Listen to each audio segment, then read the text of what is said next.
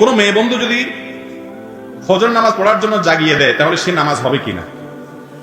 আল্লাহুল মুস্তাআন। প্রশ্ন আর খুঁজে পান নাই।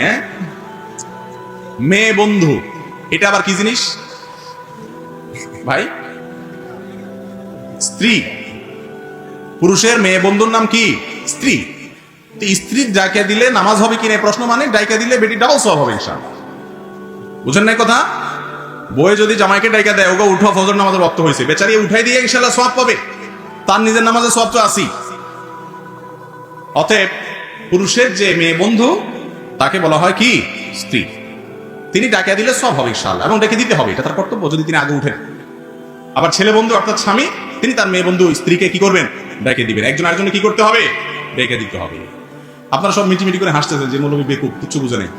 আমরা প্রশ্ন করলাম কি আগে উত্তর দেয় না, এই জন্য মিটিমিটি করে হাসতেছে। আহা ভাইরে, মনে রাখবেন কোন অবিবাহিত নারী এবং পুরুষ একে অন্যের কখনো বন্ধু হতে পারে না, পারে না, পারে না। আমার কথা না, অনেক বড় বড় কথা সাহিত্যিক, আমাদের দেশের সর্বজন শ্রদ্ধেয় কথা সাহিত্যিক, ঔপন্যাসিক, লেখক হুমায়ুন আহমেদের এ ব্যাপারে একটা উক্তি আছে, গতকাল কি পড়েছি আমি, একদম তাজা তাজা। এবং তার আগে অন্য আরো অনেক বড় বড় মনীষীদের বক্তব্য আমরা পড়েছি, যেগুলো আসলে কোরআন হাদিসে যেটা বলেছে সেটারই সমর্থন এবং সায় দেওয়া তারে। যদিও তাদের সায় সমর্থনে কিছু আসে যায় না, আল্লাহ রাব্বুল আলামিন যা বলেছেন সেটাই চূড়ান্ত, তার উপরে কোনো কিছু। মানুষ অনেক কিছু ট্রাই করে দেখে, ঘুরে ফিরে আবার জায়গায় আসে। কেন ছেলে আর মেয়ে, অবিবাহিত ছেলে মেয়ে বন্ধু হতে পারে না? কারণ আল্লাহ রাব্বুল আলামিন একজনকে অন্যজনের প্রতি আকর্ষণ রেখেছেন। কি রেখেছেন? এটা সৃষ্টিগতভাবেই আল্লাহ তাআলা দিয়ে রেখেছেন।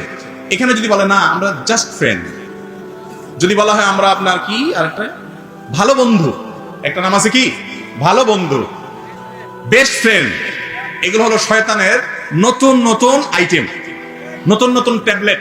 ইবলিস এটা আপনারা যদি গিলাইতে পারে, আপনি যদি এটা ধরে নেন, বিশ্বাস করে নেন, বুঝে নেন, হ্যাঁ ছেলে মেয়ে তো জাস্ট ফ্রেন্ড, আপনার কি বেস্ট ফ্রেন্ড, আপনার কি বলে এগুলা জিএফবিএফ, আউযুবিল্লাহি মিনাশ শাইতানির রাজিম। আপনারা হাসছেন, সত্যি বলতে কি জানেন, ইবলিসের একটা বড় সফলতা হলো মুসলমানের সন্তানের কাছে হারামকে সহনীয় করে ফেলেছে। এটা বলতে এখন আমাদের গায়ে বাঁধে না। প্রশ্ন করতেছে ভদ্রলোক যে তার যার সাথে জেনার সম্পর্ক, হারাম সম্পর্ক, সে নামাজে ডেকে দিচ্ছে। আজকাল আবার নতুন শয়তান শুরু হয়েছে, দিনী বোন, দিনী ভাই, সম্পর্ক তলে তলে ইটিস পিটিস আছে না নাই? বলে যে নামাজি, আমার আমার এই গার্লফ্রেন্ড তিনি নামাজি, আবার ও আবার যারা ধরে বলে যে সে কি নামাজি।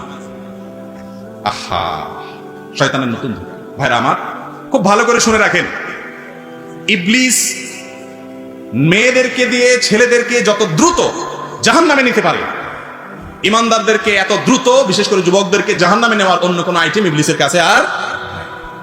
অতএব যিনি আপনাকে ফজর নামাজের জন্য ডেকে দিয়েছেন, তার সাথে আপনার হারাম সম্পর্ক আছে, আপনি ফজর নামাজ তার একটা কল দিয়া বা একটা মেসেজ দিয়া বলবেন, তোমার সাথে আমার বিবাহ বহির্ভূত সম্পর্ক হারাম, তুমি এক হারাম থেকে বাঁচতে আমাকে হেল্প করেছো, থ্যাংক ইউ, তোমাকে আমি আরেক হারাম থেকে বাঁচতে হেল্প করতেছি, তোমাকে আমি চিরতরে তোমার সাথে আমি সম্পর্ক ছিন্ন করব। বুঝতে পারছেন? সেই কলিজা থাকা উচিত আমাদের। বাকি হ্যাঁ, যে কেউ আপনাকে নামাজের জন্য ডেকে দিয়েছে, এর কারণে আপনার নামাজের কোনো ক্ষতি হবে না।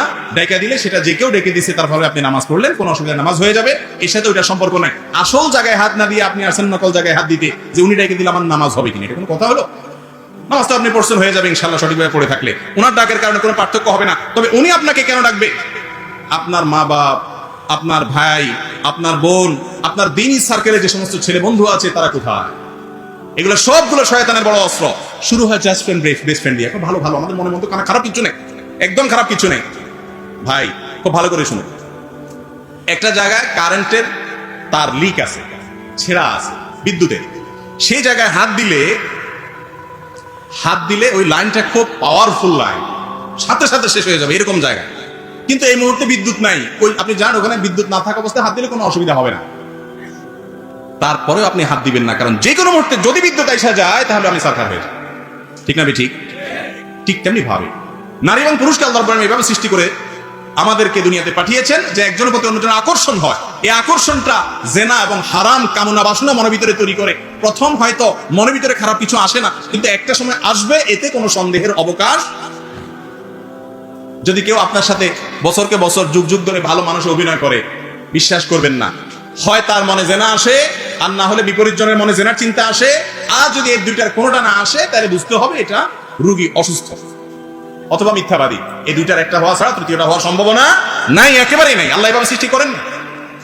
আল্লাহ তাআলা আমাদেরকে বোঝার তৌফিক দান। এরপরে প্রশ্ন হলো, চাঁদ দেখে রোজা ও ঈদ পালন বর্তমানে সকল দেশ একসাথে করে, কিন্তু বাংলাদেশ কেন একদিন পরে করে? যেহেতু ঈদের দিন রোজা রাখা হারাম, সৌদি আরব সহ সকল দেশ যেদিন ঈদ উদযাপন করে সেদিন আমরা রোজা রাখি। এই বিষয়ের সাথে রোজার ও রাত ও শবে কদরের ব্যাপার রয়েছে, এ সম্পর্কে আমাদের দয়া করে অবগত করবেন। ভাইরা আমার, সারা বিশ্বের ওলামায়ে কেরামের মধ্যে অনেক আগে থেকে এই মাসআলায় দুটি মত চলে আসছে। একটি মত হলো যে কোনো জায়গায় চাঁদ দেখা প্রমাণ হলে, অন্য এলাকা চাঁদ দেখা প্রমাণ না হলেও ওই একটা ঘোষণার উপর ভিত্তি করে অন্যরাও আমল করবে। আর আরেকটা মত হলো, যারা যেখানে বসবাস করেন তাদের আকাশে তারা চাঁদ দেখলে তারা রোজা রাখবে, চাঁদ দেখে তারা ঈদ করবে। নবী করিম সাল্লাল্লাহু আলাইহি ওয়াসাল্লাম বলেছেন, সুমু লিরুইয়াতিহি ওয়া আফতিরু লিরুইয়াতিহি। চাঁদ দেখে রমজান শুরু করবা, চাঁদ দেখে ঈদ করবা। অথবা আমরা চাঁদ দেখব, আমাদের আকাশে চাঁদ দেখা না গেলে আমরা সেটা চাঁদ দেখা গিয়েছে এটা মনে করব না। এই দুইটা মত আমাদের কাছ থেকে বহু আগ থেকে বর্ণিত হয়ে আসছে, নতুন কোনো মাসআলা না। যে সমস্ত ওলামায়ে কেরাম নিজ নিজ আকাশে চাঁদ দেখার বিষয়টাকে সাব্যস্ত করে এবং এটার সাথে সরকারি ফরমানের একটা বিরাট সম্পর্ক আছে, সেই সমস্ত ওলামায়ে কেরাম এর ফতোয়ার উপরে বাংলাদেশের হানাফি বলেন, আহলে হাদিস বলেন, যত মত পথের আলেম আছেন প্রায় সবাই সেটার উপর আমল করে। হাতে গুনলে কয়েকজন গোনা যাবে হয়তো, যাদের নামও হয়তো উল্লেখ করার মতো না, এরকম কিছু ভিন্ন মত থাকতে পারে। উল্লেখযোগ্য যারা আছেন তারা সবাই এই মতটা পোষণ করে। অতএব এই মত অনুযায়ী বাংলাদেশের মানুষ আমরা আমাদের আকাশে চাঁদ দেখে রোজা রাখলে, চাঁদ দেখে ঈদ করলে ইনশাআল্লাহ হবে ঈদুল্লাহ, আপনার রোজাও হবে, ঈদ হবে, কোনো টেনশনের কারণ নাই। আর আপনি বলছেন পৃথিবীর সব দেশে এটা করে, এটা ভুল, এই তথ্য সঠিক নয়। আপনার আশেপাশে ভারত, পাকিস্তান এবং অনেক দেশ আছে যে দেশে নিজ নিজ দেশের আকাশে চাঁদ দেখে রোজা করা হয়। যেহেতু মাসআলাটা মতপার্থক্যপূর্ণ, ওলামাদের গবেষণামূলক মাসআলা, এই ব্যাপারে সেই যে দেশে মানুষ বসবাস করে সেখানকার ওলামাদের ডিরেকশন, নির্দেশনা এবং ফতোয়া মানলে আল্লাহর কাছে নাজাত পেয়ে যাবে। এই ব্যাপারে বাড়াবাড়ি করার কোনো সুযোগ নেই। আমাদের কিছু ভাইদের মনে হয়েছে যে মুসলমানরা সবাই একদিনে রোজা রাখলে, একদিনে ঈদ করলে এটা তো একটা ভালো জিনিস, দুই দিনে কেন করতেছে? ভাইরা আমার, উম্মতকে এক করতে গিয়ে, ঐক্য সৃষ্টি করতে গিয়ে বাংলাদেশের মুসলমানরা সকল মত পথের আলেমরা যেটাতে একমত, সেখানে আপনি আবার ভিন্ন মত সৃষ্টি করে আরেকটা ঈদের জামাত সৃষ্টি করে আপনি তো বিচ্ছিন্নতাবাদ তৈরি করতেছেন, ফেরকাবাজি তৈরি করতেছেন। যেখানে বাংলাদেশের মুসলমানরা ঐক্যবদ্ধ সেখানে আপনি ফাটল ধরাইতেছেন। আপনি ভালো কাজ করতেছেন না খারাপ কাজ করতেছেন? কথা কি বুঝাতে পারছি? অতএব অতিরিক্ত বুঝে গেলে সেটা মুসিবতের বিষয়। আল্লাহ তাআলা আমাদেরকে বুঝার তৌফিক দান করুন। আমার স্বামী 1 বছর আগে মারা গিয়েছেন। আমরা জয়েন্ট ফ্যামিলিতে থাকতাম, এখন আমি আলাদা থাকি, কিন্তু আমাকে আমার স্বামীর সম্পত্তি থেকে বঞ্চিত করা হয়েছে। এর ফলে তারা কি কোনো দায়বদ্ধতার সম্মুখীন হবে না? অবশ্যই হবে। কেন হবে? আল্লাহ মাফ করুন, কোন ব্যক্তির মৃত্যুর পর তার স্ত্রীকে তার সম্পদের অধিকার থেকে যদি বঞ্চিত করা হয়, যারা বঞ্চিত করবেন তারা প্রত্যেকে আল্লাহর কাঠগড়ার আসামি হবেন এবং কিয়ামতের ময়দানে এই আত্মসাৎকৃত সম্পদের সওয়াব, সমপরিমাণ সওয়াব ওই ভদ্র মহিলা এবং তার পরিবারের সদস্য যারা হকদার আছেন তাদেরকে দিয়ে তারপরে সামনে এগোতে হবে। এই একটা মাসআলায় অনেক বড় বড় হাজি সাহেব, লম্বা দাড়িওয়ালা সাহেব, লম্বা টুপিওয়ালা সাহেব, লম্বা জুব্বালা সাহেব ধরা খেয়ে যাবে। ঠিক না? ঠিক। অনেক মুরব্বীরা আছেন নামাজ পড়তে পড়তে পড়তে পড়তে কপালে দাগ পড়ে গেছে, মসজিদ থেকে বেরই হয় না। আলহামদুলিল্লাহ, ভালো কথা। কিন্তু তিনি তার ছেলের মৃত্যুর পর ছলে বলে কলে কৌশলে কিভাবে তার বৌমা সন্তানদের ঠকাবে সেই চিন্তা করে। হ্যাঁ, বাবার সম্পদের মধ্যে সন্তান অধিকার থাকতে হলে বাবার মৃত্যুর পরে অধিকার পায়। অতএব কোন মহিলার স্বামী যদি মারা যান আর তার শ্বশুর জীবিত থাকে, তাহলে শ্বশুরের সম্পত্তিতে স্বামীর যে হক সেটা আসলে আসে না, সেটা পেতে হলে বাবার মৃত্যুর পরে যায় আসে। কিন্তু এদের ভরণ পোষণের সমস্ত দায় দায়িত্ব, বিশেষ করে নাতি নাতনিদের ভরণ পোষণের দায় দায়িত্ব কার উপরে করতে হবে? শ্বশুরের উপরে। কিন্তু তিনি এদেরকে বাইর করতে পারলে বাইর হয়, খুশি। কারণ বাইর করতে পারলে ওই জমি দখল করা যায়, ঘর দখল করা যায়। এরকম আমাদের মধ্যে আছে না? নেই। বরং তাদের যে প্রাপ্য আছে ইতিমের হক সেটা নষ্ট করে এবং বিধবা মহিলার হক নষ্ট করে। আল্লাহ তাআলা আমাদেরকে বান্দার হকের উপরে সচেতন থাকার তৌফিক দান করুন। যদি কোনো ব্যক্তিকে কোনো মাহফিল বা ভালো কোনো কাজের আর্থিক ও সাংগঠনিক দায়িত্ব দেওয়া হয় আর সে সঠিকভাবে সেগুলো পালন না করে, তাহলে সেগুলোর জন্য তার প্রাপ্তি ফল কি হতে পারে? দেখুন, নবী করিম সাল্লাল্লাহু আলাইহি ওয়াসাল্লাম বলেছেন, আলা কুল্লুকুম রাইন, তোমাদের প্রত্যেকে দায়িত্বশীল, ওয়া কুল্লুকুম মাসউলুন আন রাইয়াতিহি, এবং তোমাদের প্রত্যেককে তার দায়িত্ব সম্পর্কে জিজ্ঞাসাবাদ করা হবে। অতএব কোন দায়িত্ব আপনার উপর অর্পণ করা হয়েছে, আপনি অবহেলা করে সেটা ঠিকমতো করলেন না, এবং তার কারণে কোনো হইচই হলো, ঝামেলা হলো, অসুবিধা হলো, তাহলে আপনি আমানতের খেয়ানত করলেন, এর জন্য গুনাহগার হতে হবে, আল্লাহর কাছে জবাবদিহি করতে হবে। দায়িত্বটা কোন মাপের, অবহেলাটা কি ধরনের, এটার উপর ভ্যারি করবে, তার শাস্তি আল্লাহর কাছে কি হবে না হবে, কিন্তু সে অপরাধী হবে, এতে কোনো সন্দেহ নাই। মিলাদ বা দোয়ার অনুষ্ঠানের তবারকের বিশেষ কোনো উপকারিতা আছে কি? মিলাদ বা দোয়ার অনুষ্ঠানে যে তবারক দেয়, এই তবারকের বিশেষ উপকার আছে কিনা? আমাদের অনেকে মনে করেন যে এর কি আছে, বিশেষ উপকার আছে তবারকের খানা। একজনে মিলাদ থেকে আসার সময়, দোয়ার অনুষ্ঠান থেকে আসার সময় জিলাপি নিয়ে আসছে, মিষ্টি নিয়ে আসছে, তো ডায়াবেটিসের রোগীকে সাথে বলে, না ভাই আমার ডায়াবেটিস, বলে আরে তবারকের জিনিস নিয়ে ডায়াবেটিস খান, তার মানে এটা খাইলে কি হবে, ডায়াবেটিস আর ভালো হয়ে যাবে। ওই বেচারা খায় ডায়াবেটিস তো 12টা বার। এবার দোষ হয় কিসের? ইসলামের। মনে করো যে ইসলামের একটা জিনিস খাইলাম, আমার আর ক্ষতি হয়ে গেল, অথচ এটা ইসলামের না, এটা সম্পূর্ণ ভুয়া আমাদের বানানো। অন্য 10টা খাবার এবং কোনো দোয়া অনুষ্ঠানের পরে যদি কোনো খাবার দেওয়া হয়, এগুলোর ভিতরে কোনো পার্থক্য, কোরআন এবং হাদিসে এরকম কোনো শিক্ষা নাই যে আল্লাহর জন্য দান করলে কোনো খাবারে সেটাতে কোনো ক্ষতি হবে না। এগুলো আমাদের বানানো সুবিধা। নিজের খাইতে মনে চাইছে আপনি খান, মিথ্যা কথা বলে আমি তবারকে বরকতের খানা বানায় কেন খাবেন? তাবাররুক শব্দের অর্থ হলো বরকত গ্রহণ করা, বুঝতে পেরেছেন? বরকত থেকে তাবাররুক মানে কল্যাণ, মানে এই খানাটাতে বিশেষ কল্যাণ আছে, অন্য খানাতে যা আছে এটাতেও তাও আছে। জিলাপি দোকানদার দোকানে বানাইছে কিছু, ওই দোয়ার প্যাকেটে দিছে, আর কিছু ওখানে বিক্রি করতেছে। ওইটাতে আপনার মাসে যে পরিমাণ বসছে, এটাতেও হয়তো সেই পরিমাণ বসছে, তবে একটু আগে প্যাকেট করার কারণে হয়তো কম বসছে, এতটুকু ফজিলত আছে। এছাড়া আর কোনো বিশেষ ফজিলত নাই, এরকম মনে করার কোনো সুযোগ নেই। অন্যান্য ধর্মে দেখা যায় যে প্রতিমার সামনে খাবার রাখলে বা বিশেষ কোনো আপনার ধর্মীয় কাজ করার পর খাবার রাখলে সেই খাবারটা তারা বন্টন করে বেড়ায়, মনে করে এর ভিতরে কল্যাণ আছে। ইসলাম এরকম কোনো কথা বলে নাই। বিশেষ করে এই দোয়া বা মিলাদ অনুষ্ঠানের পরে আমরা যে সমস্ত তবারক বলে যেগুলো বিতরণ করি, তবারক বরকত গ্রহণ করে, এখানে বরকত বা কল্যাণ এক্সট্রা আছে, এই কথাটাই কি না হাদিস দ্বারা প্রমাণিত? এরপরে প্রশ্ন হলো, মহিলাদের নেকাব পরা ও সতর ঢাকা, এই বিষয়টি কি কোরআন শরীফে উল্লেখ আছে? থাকলে কোথায় আছে ও কতটুকু ঢাকার কথা বলা আছে দয়া করে জানাবেন। সূরা নূর আয়াত নম্বর 31। সূরা নূর একটা সূরার নাম, আয়াত নম্বর কত বলছি? 31। এই আয়াতে আল্লাহ রাব্বুল আলামিন বলেছেন, ওয়ালা ইউবদিনা যিনাতাহুন্না ইল্লা মা যাহারা মিনহা, মহিলারা তাদের শরীরের সকল সৌন্দর্য এটাকে ঢেকে রাখবে, এটাকে প্রকাশ করবে না, ইল্লা মা যাহারা মিনহা, তবে যেটা এমনি প্রকাশিত থাকে সেটার কথা ভিন্ন। এই ইল্লা মা যাহারা মিনহা এটার ব্যাখ্যায় মুফাসসিরদের নানা রকমের মত আছে। ইমাম ইবনে কাসির রাহিমাহুল্লাহ তার থেকে একটা মত বর্ণিত হয়েছে, আব্দুল্লাহ মাসউদ রাদিয়াল্লাহু থেকে একটা বর্ণিত হয়েছে, আরো অনেক মত আছে। এই মতগুলোর ভিতরে একটা মত হলো এই যে মা যাহারা মিনহার অর্থ হলো যে পর্দা করার পরেও যেটা প্রকাশ থাকে, লুকানো যায় না। যেমন বোরকা পরলে একজন উপরে শীতের কারণে একটা চাদর পরলো, এটা দেখা যেতে পারে, এটা প্রকাশ থাকে। আবার অনেক উলামা ইকরাম বলেছেন চেহারা এবং 2 হাতের কবজি, এটা হলো মা যাহারা মিনহার ব্যাখ্যা। তো এই ক্ষেত্রে কোনো আলেমেরই দ্বিমত নাই, যদি কোনো নারী আর শরীরের কোনো অংশ যেটা না খুললে নয়, চেহারা এবং 2 হাতের কবজির কথা বলা হচ্ছে, যারা এটাকে খোলাকে জায়েজ বলেন তারাও বলেন যদি ফিতনার আশঙ্কা থাকে তাহলে সেটা খোলা জায়েজ নেই। আর আজকাল এমন একটা সময় আমরা আসছি, মানুষ তো মানুষ, পশুর হাসে পর্যন্ত, পশু পর্যন্ত মানুষ থেকে নিরাপদে থাকতে পারে না। মানুষের যৌন জুলুম এবং অত্যাচারের শিকার হয়ে যায়, পশুর থেকে অদম হয়ে গেছে মানুষ। শিশুরা পর্যন্ত নিরাপদে থাকে না, বৃদ্ধারা পর্যন্ত নিরাপদে থাকে না, বোরকা পরেও নিরাপদে সবসময় থাকা যায় না। সেখানে যত বেশি উন্মুক্ত থাকবে তত বেশি তাদেরকে নিয়ে মানুষ বাজে চিন্তা করবে, জেনা করবে। মুসলিম নারী সম্ভ্রান্ত, তার মধ্যে আত্মসম্মান বোধ থাকবে যে আমাকে নিয়ে মানুষ বাজে চিন্তা করবে, এটা আমার সম্মানহানি, মনে মনে আমাকে জেনা করবে, এই সুযোগ কোন সম্ভ্রান্ত নারী, কোন মুসলিম নারী কখনো দিতে পারে।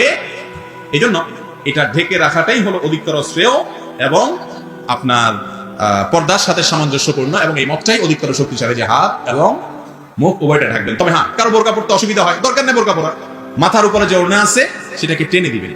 ইউদনিনা আলাইহিন্না মিন জালাবিবিহিন্না, আল্লাহ বলেছেন। সূরা নূর, সূরা আহজাব পড়েন, পর্দার বিধিবিধান জেনে যাবেন। আল্লাহ বলেছেন তাদের মাথার উপরে যে জিলবাব আছে, চাদর আছে, ইউদনিনা আলাইহিন্না, তারা সেটা নিজেদের উপরে টেনে দিবে। মাথার উপরে চাদরকে জিলবাব বলা হয়, কাপড়কে জিলবাব বলা হয়। আল্লাহ বলেছেন সেটাকে টেনে দিতে। মুখ যদি প্রদর্শনই করতে হবে তাহলে এটাকে টেনে দিতে হবে। কেন আল্লাহ তাআলা বলেছেন? বোঝা গেছে যে এটা কি করা যাবে না, প্রকাশ করা যাবে না। তবে হ্যাঁ, এমন হতে পারে কেউ মাথার কাপড় টেনে ঘোমটা মতো দিলেন, পুরোপুরি ঢাকলেন না, এবং তিনি এমন ভাবে চললেন যে কেউ তার দিকে খুব ভালো করে চেষ্টা করে দেখতে চাইলে দেখা ছাড়া সাধারণভাবে দেখার সুযোগ নেই। এভাবে চলতে পারেন, এবং এটি ইসলামের শিক্ষা। ঘুরে ফিরে গোটা বিশ্বের মানুষকে আল্লাহর আদেশ এবং নিষেধের মধ্যেই আসতে হবে, এছাড়া কোনো উপায় নাই বাঁচার জন্য, এই ছাড়া উপায় নেই। তসলিমা নাসরিনের সম্ভবত কোন একটা বইতে পড়েছিলাম যে উনি বলেছেন যে যখন বিপদে পড়ে তিনি পলায়ন করার ব্যবস্থা নিচ্ছিলেন, পলায়ন করার উপায় নাই, পাবলিক দেখলে বিপদ হয়ে যেতে পারে, সেজন্য একজন একটা বোরকা এনে দিছে যে বোরকা পরো, এছাড়া উপায় নেই, বোরকা ছাড়া উপায় নেই। তো যাই হোক, আল্লাহ রাব্বুল আলামিন পর্দার যে বিধান দিয়েছেন এটা নারীদের সম্মান রক্ষা করার জন্য, ইজ্জত রক্ষা করার জন্য, এটা তাদের উপরে আলাদা কোনো বাইন্ডিংস হিসেবে দেওয়া হয়নি। আল্লাহ তাআলা আমাদের মা বোনদের বোঝার তৌফিক দান করুন। নেক আশা পূরণের জন্য কোন আমল করতে হবে? নেক আশা বা ভালো উদ্দেশ্য পূরণের জন্য সবচেয়ে কার্যকর উপায় হলো আল্লাহ রাব্বুল আলামিনের কাছে ইসমে আজম দিয়ে দোয়া করা। কি দিয়ে দোয়া করা? ইসমে আজম। ইসমে আজম কি, এই সম্পর্কে অনেক বর্ণনা আছে। একটা বর্ণনা এটাও আছে যে আল্লাহ এই শব্দটাই হলো ইসমে আজম, অতএব হে আল্লাহ এরকম বলে যদি কিছু দোয়া করে তাহলে কোন কোন বর্ণনা মতে সে ইসমে আজম দিয়ে দোয়া করবে। আরো ইসমে আজমের বিভিন্ন ফরম্যাট আছে, বিষয়ে আমাদের একটা ভিডিওই আছে স্বতন্ত্র, এটা দেখতে পারেন। আর মনে রাখবেন, আগে সব জায়গায় বাঁধ টাপ দিয়ে নিবেন, এরপরে পানি সিঁচলে আপনি মাছ পাওয়ার সম্ভাবনা আছে। হারাম খাইতে থাকবেন, 2 নম্বরে সব কাজ করতে থাকবেন, আর এদিকে ইসমে আজম দিয়ে হাত ডাক দিয়ে দোয়া করবেন। আন্না ইস্তাজাবু লা, নবী করিম সাল্লাল্লাহু আলাইহি ওয়াসাল্লাম বলেছেন, তা দোয়া কিভাবে কবুল হতে পারে? হওয়ার কোনো সুযোগ। এইজন্য হালাল উপার্জন থাকা, হারাম থেকে বেঁচে থাকা দোয়া কবুলের জন্য গুরুত্বপূর্ণ শর্ত। মসজিদের ভিতরে ইমাম ও মুয়াজ্জিন ফেসবুক এবং ইউটিউব চালায়, ইহা শরীয়ত মধ্যে জায়েজ আছে কি না? ইমাম মুয়াজ্জিন মসজিদে কি করে ভাই? ইউটিউব চালায়, এটা শরীয়ত সম্মত জায়েজ আছে কিনা? বা ইমাম মুয়াজ্জিনের কথা কেন আসলো বলেন তো? মসজিদের মধ্যে ফেসবুক ইউটিউব চালানো জায়েজ আছে কিনা এই প্রশ্ন তো মুসল্লিদের জন্য প্রযোজ্য না, ইমাম মুয়াজ্জিনের জন্য আলাদা কোনো বিধান আছে? কি বলেন? আমাদের দেশে 2 শ্রেণীর মানুষের পেছনে খোঁচাইতে খুব মজা লাগে। 2 শ্রেণীর মানুষের বিরুদ্ধে বিভিন্ন রকমের মাসআলা খুঁটিয়ে খুঁটিয়ে বের করতে পারলে আমাদের ভালো লাগে। তার একটা হলো নারী, আরেকটা হলো ওই বেচারা ইমাম মুয়াজ্জিন। ঠিক না? ঠিক। আমি একবার মিরপুরে এক মসজিদে 2003-04 দিকে নামাজ পড়াইতাম, ইমাম ছিলাম, খতিব ছিলাম। তো আমাকে এক মুসল্লি এসে বলল, হুজুর আপনি যে হাঁটেন, আপনার হাঁটার স্টাইলটা একদম ভালো লাগে। তাই আমি বললাম, আপনি কি কোনো পাত্রী দেখতে আসছেন এখানে যে পাত্রীর চলন পছন্দ হলো না? আমার হাঁটা দিয়ে আপনি কি করবেন? তো ইমাম সাহেবের হাঁটাটা পছন্দ হইলো কিনা সেটা নিয়েও কি হয়? ফতোয়াবাজি হয়। ভালো করে শুনে রাখেন, যারা নিজেদের এলাকাতে একটু প্রভাবশালী আছেন, শুধু হুজুরদেরকে খোঁচান, হুজুরদের পিছে লাগেন, খোঁচাখুচি করেন। আরে আমাদের মতো মৌলবী সাহেব পাইলে তাদের থেকে হুজুরদের বিরুদ্ধে কোনো ফতোয়া বাইর করতে পারেন কিনা খোঁচানোর চেষ্টা করেন। মনে রাখবেন, ওলামায়ে কেরামকে যদি কেউ সম্মান না করে, বাপের মতো করে, মুরব্বির মতো করে সম্মান না করে, বয়সে ছোট হতে পারে, ইলমের কারণে যদি তাকে আপনি মর্যাদা না দেন, নবী সাল্লাল্লাহু আলাইহি ওয়াসাল্লাম বলেছেন সে আমার উম্মত না। কথা কি বুঝাতে পারছি? এবার আসি মূল প্রশ্নের উত্তরে। ইউটিউব, ফেসবুক মসজিদে চালানো জায়েজ আছে কিনা? যেটা বাহিরে চালানো জায়েজ সেটা ভিতরে চালানো জায়েজ, যেটা বাহিরে চালানো না জায়েজ সেটা ভিতরে চালানো না জায়েজ। এটা হলো শ্লীলতার, অশ্লীলতার কথা বলেছি। তার মানে ফেসবুকে যদি কেউ একজন ওয়াজ দেখে, কোনো খারাপ কিছু না দেখে, তাহলে এটা বাহিরেও জায়েজ আছে, মসজিদেও কি আছে? জায়েজ আছে। যদি কোনো অশ্লীল কিছু দেখে, খারাপ কোনো কিছু দেখে, সেটা বাহিরেও দেখাও। কথা কি বুঝাতে পারছি? বাহিরে যেটা দেখা নিষেধ সেটা মসজিদেও দেখা যাবে। তবে হ্যাঁ, ফেসবুক, ইউটিউব এগুলো চালাইলে আশেপাশে অ্যাড আছে, খারাপ জিনিস নিজে না চাইলেও অনেক সময় চলে আসে, মিউজিক বা বেজে উঠে, অনেক সময় আশেপাশে মুসল্লিদের ব্যাঘাত হতে পারে। সবচেয়ে বড় কথা হলো আল্লাহর ঘরের প্রতি এটা অসম্মান হয়। বাহিরে যতটুকু সতর্ক থাকবেন, ভেতরে আরো বেশি সতর্ক থাকতে হবে আল্লাহর ঘরের প্রতি সম্মান দেখানোর জন্য, আদব এবং শিষ্টাচারের জন্য। আর সেই কারণে মসজিদের মধ্যে এই সব জিনিস না চালানোটাই হলো তাকওয়ার দাবি। তবে যদি ভালো কিছু কেউ দেখে এবং তার দায়িত্বে দেখে, কোনো খারাপ কিছু আসবে না, সে জানে, তার নিউজ ফিডে কি আসে না আসে সে জানে, মুখস্থ সে।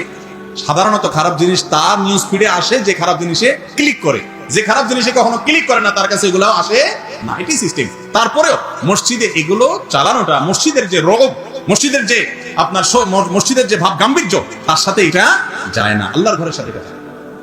এই জন্য এটা না করাই হলো উচিত এবং কর্তব্য। তবে হ্যাঁ, যদি পিওর কোনো ভালো জিনিস দেখে তাহলে সে গুনাহ করছে এটা বলা যাবে। অনেকে কোরআন তেলাওয়াত করে মোবাইলে, অনেক মুরব্বী আসে বুঝে না তো যে মোবাইলে কোরআন তেলাওয়াত করা যায়, আইসা দেয় ধমক, এটা করছ কি মোবাইল নিয়ে বসে, বেচারা হয়তো কোরআন শরীফ করতেছে। এরকম হয় কি হয় না?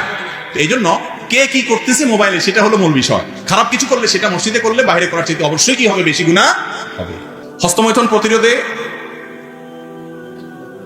অভিভাবকরা কিভাবে সন্তানদের সাহায্য করতে পারেন? অভিভাবকরা সন্তানদেরকে কিভাবে সাহায্য করবে? অভিভাবকদের কর্তব্য হলো সন্তানরা যাতে বিপদগামিতার পথে না যায় সতর্ক থাকা। অনেক মা বাপ ছেলের মুখ গোজানোর আগেই তার হাতে দেড়াত মোবাইল উঠাই দেয়, আছে না নেই? আধা হাত, বেড়া তো মোবাইল হয় না, অত্যুক্তি করলাম, আধা হাতের একটা মোবাইল ধরায় দেয়। ছেলে ফেসবুক, টিকটক, ঠিকঠাক বেঠিকঠাক লাইকি এগুলা টিপাটিপি করে। বাপ অনেক প্রাউড ফিল করে, তার ছিলাম কি স্মার্ট আধুনিক হয়ে গেছে। পোলা যে ধ্বংস হইতেছে ওই বেচারা বুঝে না। তো হারাম জিনিস দেখা থেকে যদি সন্তানকে বাঁচায় রাখা যায়, কিন্তু এই যুগে এটা মহা কঠিন, তাহলে ইনশাআল্লাহ বিদিনিল্লাহ ওই সন্তান খারাপের দিকে পা বাড়াবে। আর এর পাশাপাশি সন্তানদেরকে সময় দিতে হবে।